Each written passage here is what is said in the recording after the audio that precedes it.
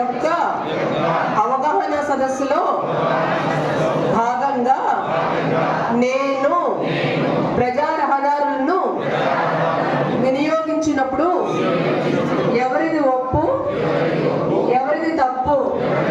అని ఆలోచించక ప్రమాదము జరగకూడదు అనే ధ్యేయంతో ఉంటానని మరియు ఇతర రహదారి వినియోగదారులను నా బంధుమిత్రులుగా భావించి వారికి ఇబ్బంది కలిగించే రీతిలో ప్రవర్తించనని దుర్వ్యసనాల జోలికి వెళ్ళనని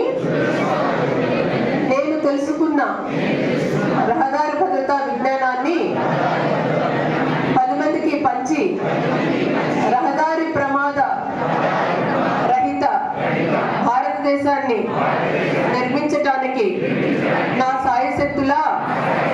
కృషి చేస్తానని ప్రతిజ్ఞ చేయుచున్నాను.